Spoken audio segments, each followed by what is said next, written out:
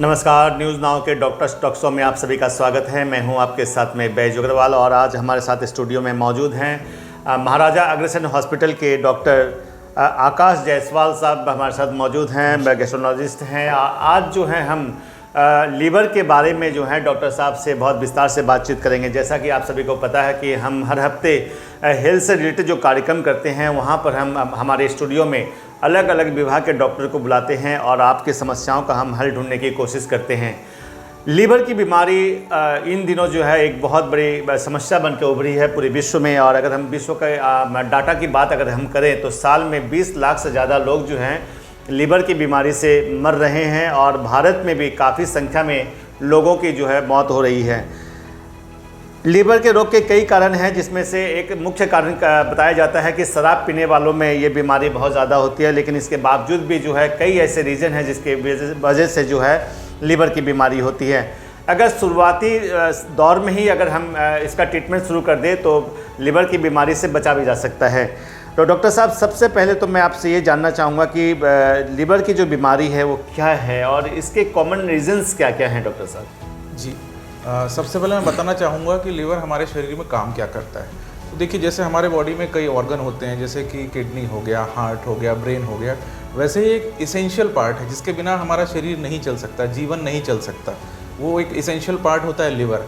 अब लीवर का काम क्या होता है, तो बेसिकली हम जो भी खाते हैं उसका इंटेस्टाइन में डाइजेशन होता है। उसमें से जो काम की चीज़ें हैं जो हमारे शरीर के लिए ज़रूरत है, जैसे विटामिन हो गया, प्रोटीन हो गया, इन सब चीज़ों को यूज़ करने लायक बनाने के लिए लीवर की ज़रूरत पड़ती है। जैसे हमारे शरीर में हमने जो खाना खाया उसमें जो प्रोटीन है वो ब्लड से इंटेस्टाइन से निकल के ब्लड में आ गया।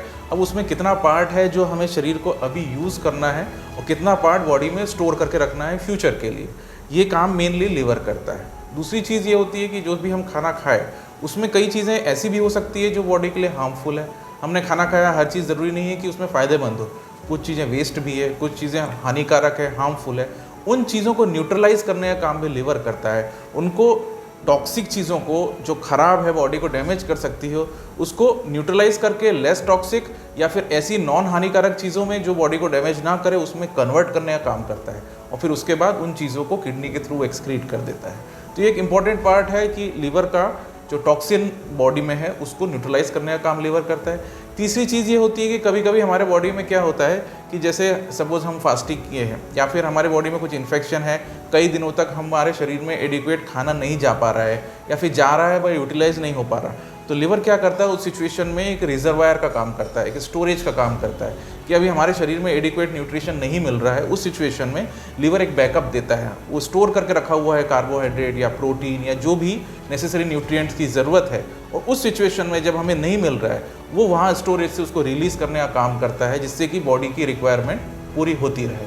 सो ये कुछ कॉमन कारण, ये कॉमन चीज़ें होती है और बहुत क्रूशियल फंक्शन होता है जो लीवर का होता है। सेकेंडली, एक और चीज़ मैं मेंशन करना चाहूँगा, कभी कभी हम देखते हैं कि कुछ चीज़ें जैसे हम मेडिसिन वगैरह लेते हैं, कभी कभी उसका कुछ लोगों में ओवरडोज हो जाता है, तो उस ओवरडोज से शरीर को कोई नुकसान ना हो। जैसे हम लोगों कई बार सुनते हैं, जैसे कि कई बार इंडिया में तो इतना कॉमन नहीं है पर वेस्टर्न कंट्रीज़ में हम देखते हैं कि लोगों को बहुत ज़्यादा कॉमन है, पैरासीटामोल पॉइजनिंग हो जाती है। लोग वहाँ सुसाइड करने के लिए बहुत ज़्यादा पैरासीटामोल 20 टैबलेट 50 टैबलेट एक साथ खा लिए, तो उससे लीवर फेल हो सकता है। तो क्यों फेल हो सकता है? क्योंकि लीवर का काम ही है बॉडी को प्रोटेक्शन देना। तो बॉडी क्या करता है, जैसे आपने मेडिसिन वगैरह खाया और उससे बॉडी को हार्म ना हो, इसलिए उसको वो रोक के रखता है और उसको लेस टॉक्सिक और न्यूट्रलाइज वाली जो चीज़ें हैं जिससे बॉडी को हार्म ना हो उन चीज़ों में कन्वर्ट कर देता है। तो एक इम्पॉर्टेंट पार्ट है लीवर का यहाँ। दर्शकों, आज हम जो है लीवर की बीमारी के बारे में डॉक्टर आकाश जायसवाल साहब से जो है हम बहुत डिटेल्स में बातचीत करेंगे। अगर आप में से अगर किसी को भी लीवर से संबंधित कोई शिकायत है या कोई बीमारी है तो आप डॉक्टर साहब से जो है महाराजा अग्रसेन हॉस्पिटल में जाकर मिल सकते हैं, उनसे सलाह ले सकते हैं। डॉक्टर साहब, एक मरीज़ कैसे समझ पाएगा कि उसका लीवर जो है अफेक्टेड हो गया है? कोई लक्षण समझ में आते हैं क्या? जी, देखिए, लीवर की जो बीमारियां होती हैं उसमें मैं बताना चाहूँगा कि अर्ली स्टेज में, शुरुआत में क्या बीमारियां हो सकती है और जब बीमारी बढ़ चुकी है तब क्या लक्षण हो सकते हैं। तो देखिए, जब भी किसी को कोई लीवर की बीमारी की शुरुआत होती है तो इनिशियली कुछ सिम्टम्स आते हैं जो थोड़े से नॉन स्पेसिफिक होते हैं, इसीलिए इवन छोटी से छोटी दिक्कत के लिए भी हमें डॉक्टर को कंसल्ट करना चाहिए। जैसे अभी लीवर की प्रॉब्लम शुरुआत में पेशेंट को भूख नहीं लगना, पेशेंट को कमज़ोरी लगना, थकान लगना, यहाँ से सिम्टम शुरू होते हैं। फिर उसके बाद थोड़े पेशेंट को हरारत, कमज़ोरी, थकान यहाँ से शुरुआत होने के बाद कुछ दिनों बाद पेशेंट को जॉन्डिस दिखने लगता है। जॉन्डिस मतलब पेशेंट की आंखें पीली हो जाती है, पेशाब पीली आने लगती है, कई बार पेशेंट को शरीर में खुजली आने लगती है, क्योंकि जॉन्डिस में जो बिलिरुबिन बढ़ जाता है वो स्किन के नीचे जमने लगता है। उसके बाद पेशेंट को शरीर में खुजली होने लगेगी, स्किन पूरी येलो होने लगेगी। ये इनिशियल सिम्टम है जब पेशेंट का जॉन्डिस है, इस टाइप के सिम्टम डेवलप होंगे। और जब लीवर की बीमारी बढ़ चुकी है, लीवर में डैमेज हो चुका, उस सिचुएशन में फिर कॉम्प्लिकेशंस डेवलप होते हैं। क्या कॉम्प्लिकेशंस हो सकते हैं? तो पेशेंट के पेट में पानी भर जाता है, पेशेंट का पेट फूल जाता है, पेशेंट को कई बार क्या होता है कि ब्लीडिंग होता है, इंटरनल ब्लीडिंग, इंटेस्टाइन के अंदर, खाने के रास्ते में अंदर ब्लीडिंग होगा तो पेशेंट को काली लेटरिंग हो सकती है, पेशेंट को खून की उल्टियाँ हो सकती है। फिर शरीर में लीवर के वजह से, जैसे मैंने बताया कि वो टॉक्सिन्स को निकालता है लीवर बाहर, तो जब लीवर में डैमेज है तो लीवर काम नहीं कर पा रहा है तो वो टॉक्सिन बढ़ता है, वो ब्रेन में जाने लगता है। तो पेशेंट पहले क्या करेगा, थोड़ा सा ड्राउजी हो जाएगा, पूरे टाइम स्लीपीनेस लगेगा, और ज़्यादा होगा तो पेशेंट बेहोश हो जाएगा, और ज़्यादा प्रॉब्लम बढ़ेगा तो कोमा में जा सकता है। सो ये कॉमन सिम्टम्स हैं जो एडवांस स्टेज की लीवर डिजीज़ में मिलता है। तो ये सिम्टम्स हमें नॉलेज में होना चाहिए, और हमें ये जानकारी इसलिए इम्पोर्टेंट है क्योंकि हम अर्ली से अर्ली घर में ही खुद से डिटेक्ट कर पाएँ और ऐसी कोई संभावना लगने से तुरंत डॉक्टर से कंसल्ट। डॉक्टर साहब, हमने देखा है कि अलग अलग बीमारियों के लिए जो है अवेयरनेस प्रोग्राम चलते रहते हैं, लेकिन हमने बहुत कम देखा है जहाँ लीवर के बारे में कोई अवेयरनेस प्रोग्राम चलता है, सरकारी लेवल पे हो या सोशल ऑर्गेनाइजेशन भी नहीं करते लीवर को लेकर कोई। तो अगर लीवर स्क्रीनिंग की बात करें तो क्या किया जाता है इसके अंदर में? जी, सबसे पहले तो हमारे को ज़रूरी यह है लीवर के बारे में सजग होना कि कौन से सिम्टम, जैसे मैंने अभी बताया, ये सिम्टम अगर कुछ भी हमें मिल रहे हैं तो हमें इमीडिएटली डॉक्टर से कंसल्ट करना चाहिए, पहली चीज़। दूसरी चीज़ ये कि अगर हमारे परिवार में किसी को पहले से ऐसी हिस्ट्री है जिनको लीवर की बीमारी रही है, बार बार जॉन्डिस होता है, या फिर हमें अगर कभी ऐसा हमें अभी अवेयरनेस है, अभी जानकारी मिल रही है कि बचपन में हमें बार बार जॉन्डिस की हिस्ट्री रही है, तो हमें एक बार अपना हेपेटाइटिस बी और हेपेटाइटिस सी का टेस्ट करवा लेना चाहिए। अगर पॉजिटिव आया तो डॉक्टर से कंसल्ट करना चाहिए, अगर नेगेटिव आया है तो आज की डेट में हेपेटाइटिस बी का वैक्सीनेशन अवेलेबल है जो 3 डोजेस में लगता है, जो हमें 99% प्रोटेक्शन देता है फ्यूचर में, जो हमें फ्यूचर में कभी भी। तो डॉक्टर साहब, ये क्या किसी भी एज में हम ये टेस्ट वगैरह करा सकते हैं? हाँ जी, ये सब बचपन से लेकर बुढ़ापे तक किसी भी एज में हर किसी के लिए टेस्टिंग अवेलेबल है और वैक्सीनेशन अवेलेबल है। हम डॉक्टर साहब से और भी कुछ सवाल करेंगे। और अक्सर कहा जाता है कि जो लोग अल्कोहल ज़्यादा लेते हैं उनको जो है लीवर की बीमारी ज़्यादा होती है। तो डॉक्टर साहब, आप हमें ये बताइए कि जो लोग अल्कोहल ले रहे हैं उनको कितनी सावधानी बरतने की ज़रूरत है और किस मात्रा में अल्कोहल लेना चाहिए, क्या होना चाहिए, इस बारे में बताइएगा तो। जी देखिए, फ्रैंकली कहें तो अल्कोहल किसी भी क्वांटिटी में लेने से हार्मफुल ही होता है, हार्मफुल ही होता है, हार्मफुल। बट फिर भी कुछ बेसिक चीज़ें हैं, मैं बताऊंगा कि कौन सी चीज़ें होने से लीवर आपके शरीर को ज़्यादा हार्म कर सकता है।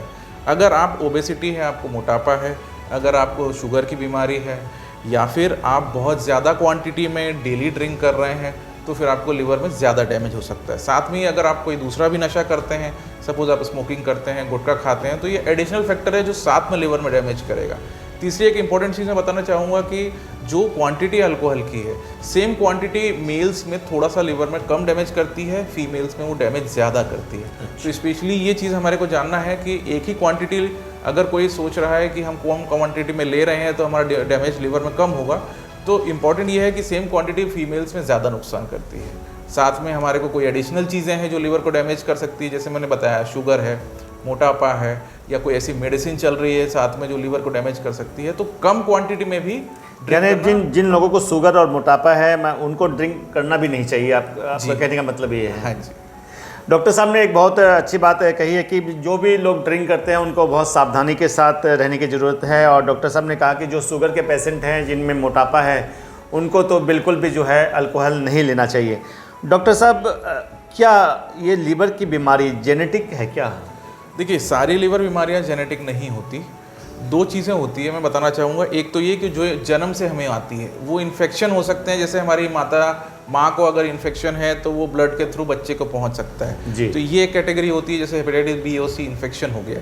और एक जेनेटिक डिसीजेज हैं जो कुछ जीन्स के थ्रू ट्रांसमिट होती है, जैसे कि कुछ लीवर की बीमारियाँ, मैं 1-2 नाम बताना चाहूँगा, और ये थोड़ी सी अनकॉमन है। जैसे कि एक डिजीज़ होती है जिसको हम बोलते हैं विल्सन डिजीज़, उनमें लीवर में कॉपर डिपॉजिट हो जाता है और वो लीवर को डैमेज कर देता है।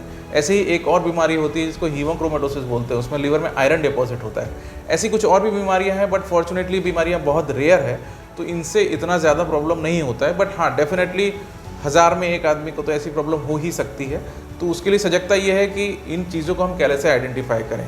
तो जेनेटिक प्रॉब्लम होने की चांसेस आपको ज़्यादा तब हैं जब आपकी कोई फैमिली हिस्ट्री है। जेनेटिक डिजीज़ है तो ऑब्वियसली आपकी फैमिली में, आपके ग्रैंड पेरेंट्स में, आपके कजन्स में या आपके ब्लड रिलेशन में किसी ना किसी को ऐसी हिस्ट्री होगी।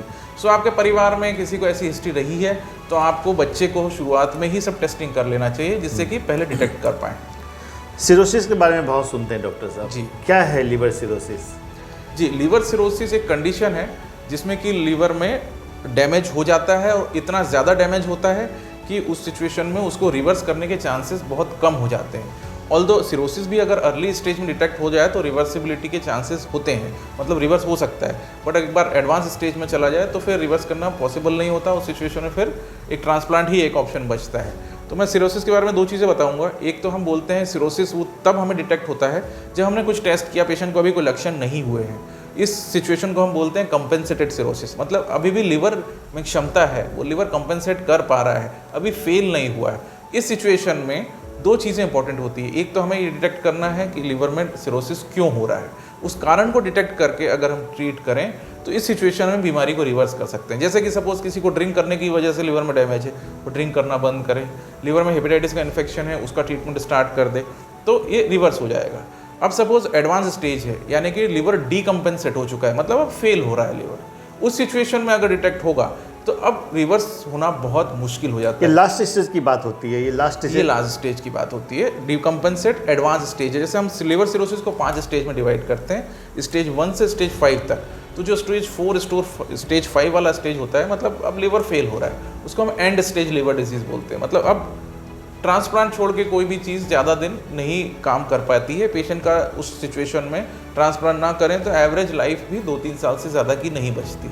तो इस सिचुएशन में रोकने के लिए ज़रूरी ये है कि हम पहले ही डिटेक्ट करें और पहले ही ट्रीटमेंट कर लें जिससे कि कंडीशन उतनी ख़राब ना हो। तो पहले डिटेक्ट हो जाता है तो डॉक्टर साहब क्या मेडिसिन ट्रीटमेंट से ये सही हो जाता है? हाँ जी, टाइम पर डिटेक्ट हो जाए तो मेडिसिन करें, ट्रीटमेंट करें, जो कॉज है उसको आइडेंटिफाई करके उसका ट्रीटमेंट करें और जो लीवर का ट्रीटमेंट है वो करें तो रिवर्स हो जाता है। डॉक्टर साहब मैं आपसे और एक सवाल करना चाहूँगा कि अगर हम भारत की बात करें तो इस समय अपने इंडिया में मतलब साल में जो हैं कितने लोग जो हैं लीवर के इस बीमारी से अफेक्टेड होते हैं, कितने ऑपरेशन हो रहे हैं, कुछ डाटा वगैरह कुछ अगर हो तो? देखिए, मैं आपको बताना चाहूँगा कि आज की डेट में इंडिया में जो मृत्यु का जो दर है और जो मोस्ट कॉमन 2-3 कारण होते हैं, लीवर उनमें से एक है। जैसे कि एक तो सबसे कॉमन होता है हार्ट की प्रॉब्लम, पेशेंट हार्ट अरेस्ट हो जाता है क्योंकि हार्ट अटैक लीवर की वजह से। नहीं, वो प्रथम कारण है। मैं बताना चाह रहा हूँ कि टॉप 2-3 कारण है, उनमें से एक कारण जो है हार्ट, दूसरा ब्रेन और तीसरे नंबर पे सीधा लिवर है। तो आज की डेट में समझिए कि इंडिया में जो जगह है जहाँ लिवर ट्रांसप्लांट हो रहा है रेगुलर बेसिस पे, मैं वहाँ का डेटा बताना चाहूँगा कि इंडिया में अराउंड 200 से 250 ट्रांसप्लांट पर डे हो रहा है। ये वो लोग हैं जो ट्रांसप्लांट करवा पा रहे हैं या तो वहाँ पे अप्रोच कर पा रहे हैं, और जो नहीं कर पा रहे हैं तो ये समझिए कि 500 से 700 लोग डेली सिर्फ लिवर सिरोसिस से मर रहे हैं इंडिया में। एवरी डे मर रहे हैं। तो आप कैलकुलेट कर सकते हैं कि अप्रॉक्सीमेटली 20 से 25 हज़ार लोग हर साल सिर्फ इसलिए मर जाते हैं क्योंकि उन्होंने लिवर ट्रांसप्लांट नहीं मिल पाता, टाइम पे डायग्नोसिस नहीं हो पाता और ट्रीटमेंट नहीं हो पाता। तो ये डेटा एवरी ईयर बढ़ता जा रहा है। उसका रीज़न ये है क्योंकि जो कारण है हम उसको टाइम पे डिटेक्ट नहीं कर पा रहे हैं, उसका एडिक्वेट ट्रीटमेंट नहीं कर पा रहे हैं, और या फिर पेशेंट के पास इतनी रिसोर्सेज नहीं है कि वो उसको टाइम पे ट्रीटमेंट करवा पाए। बिल्कुल दर्शकों, आज जो है हम डॉक्टर आकाश जायसवाल साहब से जो है लीवर की बीमारी के बारे में बहुत सारी जानकारियाँ ले रहे हैं। काफ़ी ऐसी जानकारियाँ हैं जो आपको और हमें नहीं है, और यही वजह है कि हमने डॉक्टर साहब को आज हमारे स्टूडियो में बुलाया है और लीवर से संबंधित जो भी जानकारियाँ हैं हम आपसे शेयर कर रहे हैं। हम फिर एक बार आपको बता दें कि डॉक्टर आकाश जायसवाल साहब जो हैं महाराजा अग्रसेन हॉस्पिटल में प्रैक्टिस करते हैं। अगर आपको लीवर से संबंधित कोई भी समस्या है तो आप डॉक्टर साहब से जाकर महाराजा अग्रसेन हॉस्पिटल में मिल सकते हैं। जैसा कि डॉक्टर साहब ने कहा कि भारत में जो है हर दिन जो है 250 लोगों का जो है ट्रांसप्लांट होता है। ये फिगर अपने आप में बहुत बड़ा फिगर है और निश्चित रूप से चिंता का विषय है। और डॉक्टर साहब ने ये भी कहा कि हर रोज़ जो है लीवर की बीमारी से 500 लोगों की मौत हो रही है। अब आप सोच सकते हैं कि लीवर की बीमारी किस कदर जो है भारत में फैलती जा रही है, और ये एक बहुत चिंता का विषय है। और डॉक्टर साहब ने कहा है कि समय रहते अगर हम ट्रीटमेंट शुरू कर दें तो लीवर की बीमारी से हम उभर सकते हैं। डॉक्टर साहब, प्लांटेशन की ट्रांसप्लांट की अगर हम बात करें तो ये तो बहुत महंगा एक खर्च वाली बात आ जाती है। एक आम आदमी के लिए जो खर्च उठाना बहुत मुश्किल हो जाता है। जी क्या कहना चाहेंगे डॉक्टर साहब? देखिए, पहली चीज़ तो मैं बताना चाहूँगा कि लीवर ट्रांसप्लांट की ज़रूरत सबको नहीं पड़ती। जिनका लीवर देखिए बहुत एडवांस स्टेज में फेल हो रहा है, मेडिसिन काम नहीं कर पा रहा है, चीज़ें बहुत ज़्यादा ख़राब और कंट्रोल से बाहर हो गई है, सिर्फ उनको ट्रांसप्लांट की ज़रूरत पड़ती है। हाँ, डेफिनेटली जिनको ट्रांसप्लांट की ज़रूरत है उसके लिए कॉस्ट एक इशू होता है, क्योंकि ये बहुत कॉस्टली है ट्रीटमेंट। और सबसे बड़ी बात कि लीवर ट्रांसप्लांट के लिए लीवर देने वाले की ज़रूरत है। कौन फैमिली मेम्बर जिनसे मैचिंग हो रहा है वो अपना लीवर का एक हिस्सा देगा तो पेशेंट को लगेगा। या फिर कैडेवरिक ट्रांसप्लांट भी होता है जिसमें कि कोई मृत पेशेंट है जिसकी अभी मृत्यु हुई है, उसका लीवर पेशेंट को लगाया जा सकता है, बट वो इतना इजीली अवेलेबल नहीं होता, क्योंकि हर कोई को कैडेवर तो अवेलेबल होना नहीं है, वो तो बहुत मुश्किल से अवेलेबल होता है। तो ये एक उपलब्धता कि हमें डोनर अवेलेबल हो या किसी का लीवर अवेलेबल हो, ये एक इशू है। दूसरी चीज़ ये कि उतना कॉस्ट 30 से 40 लाख इतना कॉस्ट होता है अप्रॉक्सीमेट, वो होना ये अपने आप में एक बहुत बड़ी दुविधा रहती है। तो इम्पॉर्टेंट ये है कि हम बीमारी को टाइम पे डिटेक्ट कर लें जिससे कि टाइम पे कंट्रोल की जा सके बीमारी, और कंडीशन इस लेवल तक ना पहुँचे कि हमें ट्रांसप्लांट की ज़रूरत है। बिल्कुल दर्शकों, डॉक्टर साहब ने जैसा कि पहले ही बताया था कि अगर आपको भूख कम लगती है और आपको कमजोरी महसूस हो रहा है आपके शरीर में, और भी कई तरह के जो लक्षण डॉक्टर साहब ने बताया, अगर वो लक्षण आपको दिखते हैं तो आपको तुरंत अपने डॉक्टर से सलाह लेने की ज़रूरत है। डॉक्टर साहब, लाइफ स्टाइल एक बहुत बड़ा फैक्टर है। इन दिनों जो हैं लोग बहुत व्यस्त हो गए हैं, दौड़ भाग की ज़िंदगी है, लोग व्यायाम नहीं करते हैं, फास्ट फूड खा रहे हैं, तो कहीं ना कहीं क्या इसका असर भी लीवर की बीमारी पर पड़ता है सर? जी, देखिए, मैंने जैसे शुरू में बताया कि लीवर के लिए सिर्फ लीवर में इन्फेक्शन होना या ड्रिंक करना एक अकेला कारण नहीं है। जी, उसमें हमारा लाइफस्टाइल का भी इम्पोर्टेंट रोल होता है। जैसे कि मैंने बताया ओबेसिटी, मोटापा होने से क्या होता है, शरीर में चर्बी बढ़ता है, तो वही चर्बी लीवर में बढ़ता है, लीवर में चर्बी जमने लगती है और धीरे धीरे कई सालों बाद वही लीवर को डैमेज करने लगती है, उससे लीवर सिरोसिस हो सकता है। तो अब ये एक इम्पॉर्टेंट फैक्टर है कि हम हमारे लाइफस्टाइल को इम्प्रूव करें। जैसे कि हम आज की डेट में काम करते हैं सुबह से शाम तक, तो हमारी बॉडी को देखने का टाइम नहीं मिलता। तो ज़रूरी ये है हम हमारे वेट को कंट्रोल में रखें, रेगुलर थोड़ा एक्सरसाइज करें, हमारा डाइट को थोड़ा सा इम्पोर्टेंट एक पार्ट रखें कि हमारा डाइट कैसा है, ज़्यादा फास्ट फूड जंक फूड ना खाएं, थोड़ा सा डाइट में कैलोरी को एडजस्ट करें कि उतना ही कैलोरी हमारे शरीर में जाए जितना कि हमारा शरीर की रिक्वायरमेंट है, एक्सेस ना खाएं और फैट अवॉइड करें, प्रोटीन ज़्यादा खाएं, ज़्यादा मीठा अवॉइड करें, जो शुगर बढ़ती है वो शरीर में फ़ैट की तरह जम जाती है, वो चीज़ें थोड़ा अवॉइड करें। तो ये चीज़ें हमारे बैलेंस्ड डाइट और रेगुलर एक्सरसाइज, ये दो इंपॉर्टेंट पार्ट है। अगर इसको हम मेंटेन करें तो हम फिट रह सकते हैं, हमारे लिवर को प्रोटेक्ट कर सकते हैं। डॉक्टर साहब, अभी शुगर की बीमारी और हाइपरटेंशन, ये जो दो चीज़ें हैं, इससे लिवर कितना इफेक्टेड होता है? देखिए, बेसिकली जैसे मैंने बताया कि हम एक टर्म यूज़ करते हैं मेटाबॉलिक सिंड्रोम, मतलब एक कंडीशन होती है जिसमें पेशेंट को कोलेस्ट्रॉल बढ़ जाता है, शुगर होती है, ब्लड प्रेशर होता है, ओबेसिटी होती है। तो ये सब चीज़ें आपस में जुड़ी हुई है। ये सब चीज़ें जब इन्वॉल्व होती है हमारे शरीर में, जैसे हमारे थायराइड हो गया, शुगर हो गया, तो इससे क्या होता है, शरीर में हमारा मेटाबॉलिज्म स्लो हो जाता है। मतलब कि हम जो खाना खा रहे हैं वो उतना यूटिलाइज नहीं होता, वो शरीर में जमने लगता है। जब शरीर में जमेगा तो क्या होगा, लीवर में वो डिपॉजिट हो जाएगा। जब डिपॉजिट होगा तो एक कैपेसिटी है लीवर की, एक लिमिट तक वो उसको मैनेज कर पाएगा, उसके बाद वो लीवर में डैमेज होने लगेगा। और जब यही प्रोसेस लंबे समय तक चलेगी, 5 साल 10 साल, तो अल्टीमेटली एक लीवर की कैपेसिटी एक दिन वो जवाब दे देगा, तो उस दिन लीवर खराब होने लगेगा। तो ये चीज़ है, इसीलिए thyroid, sugar, blood pressure, cholesterol, इन चीज़ों को टाइम पे कंट्रोल करना ज़रूरी करना चाहिए। दर्शकों, अब हम अपने कार्यक्रम के बिल्कुल अंतिम चरण में आ गए हैं। जाने से पहले हम डॉक्टर साहब आपसे ये जानना चाहेंगे कि महाराजा अग्रसेन हॉस्पिटल में अगर लीवर की ट्रीटमेंट की बात करें तो क्या क्या सुविधाएं उपलब्ध है आपके हॉस्पिटल में? जी, हमारे यहाँ महाराजा अग्रसेन हॉस्पिटल में एक गैस्ट्रो ओपीडी है जो डेली वर्किंग आवर्स में सुबह 10 बजे से शाम को 5 बजे तक रेगुलर कार्यान्वित है, रेगुलर बेसिस पे वहाँ काम होता है, जहाँ हमारे पास सारी जो न्यूनतम टेक्निक्स और जो सुविधाएं उपलब्ध होती है सब कुछ वहाँ पे है। और हम रेगुलर बेसिस पे जो भी डायग्नोसिस के लिए जो इन्वेस्टिगेशंस होती है, जैसे लीवर स्कैन होता है, लीवर का सोनोग्राफी होता है, एंडोस्कोपीज, कोलोनोस्कोपीज, कई बार लीवर के रास्ते के स्टोन्स वगैरह निकालने के ऑपरेशन, सब कुछ हमारे पास अवेलेबल है, जो हम वहाँ रेगुलर बेसिस पे कर रहे हैं। और जो भी उससे संबंधित ट्रांसप्लांट की कोई व्यवस्था अभी तक? ट्रांसप्लांट की व्यवस्था अभी नहीं है, बट डेफिनेटली नियर फ्यूचर में हम उसको भी स्टार्ट करने का प्लान कर रहे हैं।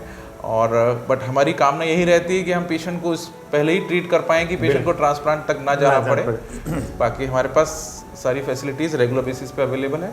लिवर से संबंधित और गैस्ट्रो से रिलेटेड कोई भी प्रॉब्लम होने से इस सिटी के और आसपास के एरिया के कोई भी पेशेंट कोई भी प्रॉब्लम होने से एनी टाइम कॉन्टैक्ट कर सकते हैं। बिल्कुल दर्शकों, मैं आज जो है हमने डॉक्टर आकाश जायसवाल साहब से जो है बहुत डिटेल्स में जो है लीवर की बीमारी के बारे में बातचीत किया, और डॉक्टर साहब ने हमें जो भी सलाह दिया है उस सलाह को आप मान के चलिएगा, निश्चित रूप से इसका फ़ायदा आपको मिलेगा। इसी प्रकार अगले हफ्ते जो है फिर हम एक नए कार्यक्रम के साथ आपके बीच में हाजिर होंगे। फिलहाल के लिए मैं आपसे लेता हूँ विदा। नमस्कार।